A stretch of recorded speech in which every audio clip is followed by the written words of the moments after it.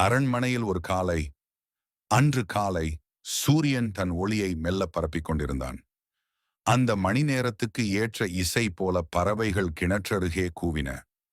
காற்றில் தேன் கலந்த வாசனை, மல்லிகை, சந்தனக்குச்சி, குங்குமப்பூ எல்லாமே கலந்து ஒரு சாந்தமான வாசனையை சுழற்றின. மன்னர் அக்பர் தம் வெண்கலக் கோவில் வாசலின் பக்கம் பீர்பாலை அழைத்துக் கொண்டு தேநீர் அருந்தச் சென்றார். அவர் அணிந்திருந்த உடை வைரங்களால் ஜொலிக்கும் கர்முகக்கட்டை சூரியனின் ஒளியில் பொற்கொடி போல பிரகாசித்தது. அவருக்கு எதிரே பீர்பால் எளிமையாக, ஆனால் தன்னம்பிக்கையுடன், தன்னிகரற்ற அந்த தனிச்சிறப்புடன் நடந்தார். பீர்பாலின் விழிகளில் எப்போதும் ஒரு சிரிப்பு சாயல் இருந்தது. அது சிரிப்பா சவாலா என்று யாரும் கூற முடியாது. இருவரும் தோட்டத்து பாதையில் நடந்து சென்றார்கள். தோட்டத்தில் பூக்கள் வழிந்தன. செம்பருத்தி, ரோஜா, நந்தியாவட்டம், அவை எல்லாம் மன்னனுக்காக தினமும் கவனமாக வளர்க்கப்பட்டவை. ஆனால் இன்றைய காலை தனித்துவம் கொண்டது. அந்த வானம், அந்த வாசனை, அந்த அமைதி அனைத்தும் ஒரு புதிய சிந்தனைக்கான சாய்வை போல இருந்தது. அவர் பீர்பாலை பார்த்தார். மெதுவாக மன்னர் கேட்டார், ஆனாம் அக்பர், பீர்பால், இவ்வளவு அழகான காலை, இவ்வளவு அழகான பசுமை, ஆனா ஒரு கேள்வி என் உள்ளத்தை கிளறுது. அப்போதுதான் அருகிலிருந்த பூங்காவில் சில சிறுவர்கள் ஓடி விளையாடிக் கொண்டிருந்தார்கள். அந்த குழந்தைகள் பளிச்சென மின்னும் ஆடைகள், அலங்கார சிரிப்புகள், மொமொழிக்கும் பேச்சுகள் எல்லாவற்றையும் ரசித்துக் கொண்டிருந்தார் அக்பர். பீர்பால், இந்த குழந்தைகளை பார்க்கிறாயா? குழந்தைகள் ஒவ்வொன்றும் ஒரு பூச்சோலை போல் இருக்கிறது. அப்போது ராணி குழந்தையுடன் அங்கே நின்று கொண்டிருந்தார். என் குழந்தைதான் உலகத்தில் மிக அழகான குழந்தை. அவன் முகம் சந்திரனும் வெட்கப்படுவான் போல இருக்கு. அவன் விழிகள் பச்சை மலர்களில் பட்டு போல பிரகாசிக்குது. பீர்பால், என் மகன்தான் உலகில் அழகானவன் இல்லையா? பீர்பால் சிரித்தார். உடனே அக்பர் கேட்டார், உன் கண்களில் யார் உலகிலேயே அழகான குழந்தை? பீர்பால் மறுபடியும் சிரித்தார். மன்னா, நீங்கள் சொல்வது உண்மைதான். உங்கள் குழந்தை அழகானவன்தான். அது உங்கள் பார்வையில் அழகாக இருக்கலாம். அது கண்டிப்பாக அவரவருக்கு மட்டும் சொந்தமானது மன்னா. அக்பர், என்னை விட யாருக்கும் இவ்வளவு அழகான குழந்தை இருக்க முடியாது. பிறகு அக்பர் ஆச்சரியமாய், யார் அந்த குழந்தை? அவனை பார்த்திருக்கிறாயா? பீர்பால், ஆம் மன்னா, நானே பார்த்திருக்கிறேன். உண்மையில் உலகிலேயே அழகான குழந்தை யார் என்பதை நான் உங்களுக்கு காண்பிக்க விரும்புகிறேன். உங்கள் அனுமதியுடன் நாளை காலை அதை காண்பிக்கிறேன். அக்பர் ஆச்சரியமாக, பீர்பால், நானே தெரிந்து கொள்ள விரும்புகிறேன் அந்த அழகிய குழந்தையை. அந்த இரவில் அக்பரின் சிந்தனை அரண்மனை அமைதியில் மூழ்கியிருந்தது. சிறிய பட்டாம்பூச்சிகள் தங்கள் ஒளிக்காக விளக்கை சுற்றி வட்டமிட்டன. தென்றல் நுழைந்தபடியே அக்பரின் வசதியான அறையையும் அவரது சிந்தனையையும் சீண்டியது.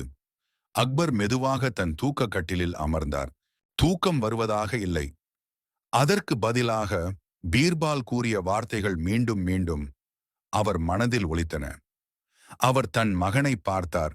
பளிச் என்ற உடை, பவள துளிகள், தூவலாகச் சொரியப்பட்ட வாசனை திரவியங்கள். அக்பர் மனதுக்குள் உறுதியாக முடிவு செய்தார், நாளை காலையில் நான் அந்த குழந்தையை நேரில் பார்க்க வேண்டும். அடுத்த நாள் காலை வானம் சிறு சிறு பொன்னிற மேகங்களை தாங்கிக் கொண்டு கதிரவனுடன் பிறந்தது. அரண்மனை வாசலில் ஒரு சிறிய தேர் தயாராக இருந்தது. அரண்மனை யாவும் புது சுகந்த காற்றால் பரவியது. அந்த ஒளிக்குள் ஒரு நவீன விழிப்புணர்வு மிதந்தது. பீர்பால் கூறிய வார்த்தைகள் இன்னும் அக்பரின் உள்ளத்தில் ததும்பிக் கொண்டிருந்தன. அக்பர் தன் மகனை அணைத்தபடி விழித்தார். அவன் சிரிப்பில் ஒரு மென்மை, ஒரு விதமான நேச உணர்ச்சி தெரிந்தது. மன்னர் அரண்மனை தோட்டத்துக்கு நடந்து சென்றார். அங்கு பீர்பால் எதிர்பார்த்தபடி நின்று கொண்டிருந்தார். பீர்பால் சிரிப்புடன், நன்றாக தூங்கினீர்களா மன்னா? அக்பர் மௌனமாக ஒரு சில நொடிகளுக்கு, தூங்கினேன், ஆனால் நான் விழித்தது ஒரு புதிய பார்வையுடன். பீர்பால், அப்படியென்றால் என்னுடன் ஒரு இடத்திற்கு வர முடியுமா? அக்பர் எதுவும் சொல்லவில்லை. பீர்பாலிடம் ஒரு நோட்டம் மட்டும். பீர்பால் நிமிர்ந்த நகைச்சுவையுடன் சிரித்து, வாரீர் மன்னா என்றார்.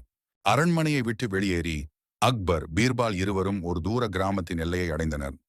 தூய தூரங்காட்டான மண் பாதை வழியாக அவர்களின் தேர் நகர்ந்தது. மண்ணால் கட்டப்பட்ட ஒரு குடிசை. அதிகாலையிலேயே அந்த குடிசையின் வாசலில் ஒரு குரல் கேட்டது. அதன் அருகே ஒரு தாய் பசுமை நிற ஆடையுடன் பூச்சி இல்லாத கதவின் அருகில் அமர்ந்திருந்தாள். அவளது முகத்தில் சோர்வு இருந்தாலும் அதில் ஒரு அமைதி இருந்தது. பீர்பால் மெதுவாக கூறினார், மன்னா, பாருங்கள், அந்த தாயின் மடியில் ஒரு குழந்தை இருக்கிறது. அந்த குழந்தை கரிய மேனி கொண்டவன். அவனுடைய பழையது முதுகில் சிறிய சிதைந்த துணிதான். அவன் தாயின் முகத்தில் ஒரு புன்னகை. அக்பர், இவன் அழகானவனா? பீர்பால் சிரித்தார். மன்னா, உங்கள் கண்களுக்கு இவன் அழகாக தெரியாமல் இருப்பது இயற்கைதான். ஆனால் அந்த தாயின் கண்களை பாருங்கள். அவள் இவனை தட்டி எழுப்பும் போதும் கண்களில் ஒளி தெரிகிறது. அவள் அவனை அன்போடு அணைத்த போது அந்த நிலவெளியில் பூமிக்கு என்ன தெளிவான ஒளி கிடைத்ததோ அதுபோல் அவளின் முகம் ஜொலிக்கிறது. அந்த தாய் தனது குழந்தையிடம் கொஞ்சி விளையாடுகிறாள். தாய் மெல்லிய உருக்கமான குரலில், கண்ணா, எழுந்தாயா? அம்மா உனக்கு கதை சொல்ல போறேன். வானத்தில் பறக்கும் பறவைகள் போல நீயும் உயரப்போகிறாய். அவள் மெதுவாக குழந்தையின் தலையை தடவுகிறாள். குழந்தை சிரிக்கிறது. அவளது கண்களில் அந்த சிரிப்பை காண்பது போல ஒரு ஒளி தெரிகிறது. கண்ணா, உன் முகத்துல ஒரு சிரிப்பு வந்தா அம்மா எல்லா பிரச்சனையும் மறந்துடுவேன் பாப்பா. அழகு குட்டி, ஓடி விளையாடும் நாள் வந்துடும். நீ படிக்க போற நாள் வரும். பட் குட்டி. மன்னர் பக்கத்தில் இருந்த பீர்பால் மௌனமாக சிரித்தார். அவர் அந்த குழந்தையை பார்த்தார். அவளது தாயை பார்த்தார். பின் மன்னரை பார்த்தார். அந்த மௌனத்தில் ஒரு வார்த்தை பேசப்பட்டது. இப்போது உண்மையான அழகு உங்கள் கண்களால் பார்க்கப்பட்டது மன்னா, என்றார் பீர்பால். மன்னரின் கண்கள் உறைந்து போனது. அக்பர் அமைதியாக பார்த்தார். அவள் மைந்தனை பார்த்து பேசும் மொழி, அவளது விரல்கள் அவனை தடவும் போது வரும் அன்பு, அவள் கண்களில் சின்ன சின்ன கலங்கல்கள். ஆனால் அதில் வலி இல்லை. அதில் ஒரு அற்புதமான அமைதி இருந்தது. நான் இதுவரை அறியாத அழகு இது என்று அக்பர் மனதிற்குள் சொன்னார். விலையுயர்ந்த ஆடைகள் இல்லை. தேங்காய் பாலில் குளித்த முகமும் இல்லை. ஆனால் இந்த குழந்தையின் சிரிப்பில் உலகமே ஒளிர்கிறது. பீர்பால் கூறினார், மன்னா, அழகு என்பது கண்களால் பார்க்கும் ஒன்று அல்ல, மனதால் உணரும் உணர்வு.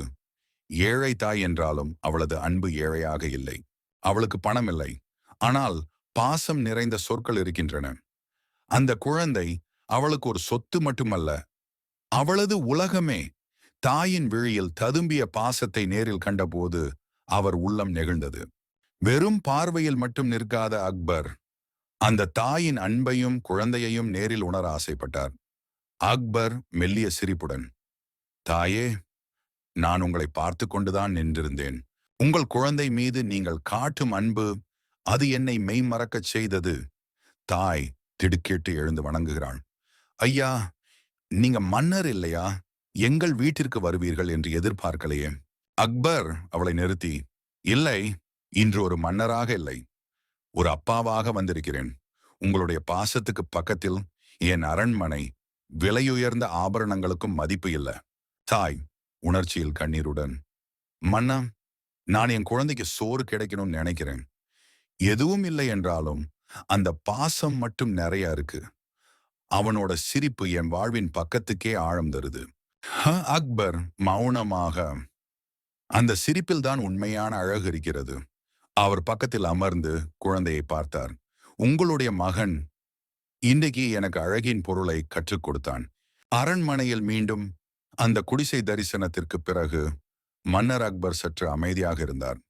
அவரின் முகத்தில் அமைதி, அவரின் கண்களில் ஒரு புதிய வெளிச்சம். பீர்பால் அருகில் நின்றார். அந்த மௌனத்தை கிழிக்காமல் அந்த மனநிலை மெதுவாக ஓய்வதற்காக காத்து கொண்டிருந்தார். அப்போதுதான் அக்பர் மெதுவாக பேசினார். பீர்பால், இன்று நான் ஒரு மன்னராக இல்லை, ஒரு மனிதனாக பிறந்தேன். என் மகன் அழகானவன் என்றேன். ஆனால் இன்று எனக்கே புரிந்தது, அழகு என்பது ஒவ்வொரு தாயின் கண்களிலேயே இருக்கும் உணர்வு. அதற்கும் மேலாக அழகு என்பது ஒவ்வொரு மனிதரின் நடத்தை, அன்பு, கருணை மற்றும் மனதின் ஒளி. அந்த தாயின் வார்த்தைகள், அந்த சிரிக்கும் குழந்தையின் கண்கள் எல்லாம் எனக்கு சொன்னது, அழகு என்பது தோற்றமில்லை, உணர்வு. நாம் உருவாக்கும் கலைப்படங்களை விட அவளது பாசம் நிறைந்த பார்வைதான் உலகத்தில் முதன்மையான கலை. அந்த குழந்தையின் மனம், சிரிப்பு, அன்பு, அதே போல அவனது தாயின் அன்பு என் மனதில் ஒரு தீபம் ஏற்றியது. பீர்பால் மெதுவாக பதிலளித்தார், மனா, உலகில் எல்லா தாய்களும் தங்கள் பிள்ளைகளை அழகாகவே பார்க்கிறார்கள். உலகில் ஒவ்வொரு தாயின் கண்களிலும் அவளது குழந்தைதான் அழகானவன். ஏனென்றால் அவளது கண்கள் பாசம் என்னும் கண்ணாடியில் பார்ப்பதுதான். நாம் அழகை தேட வேண்டிய இடம் முகங்களில் இல்லை, மனங்களில்.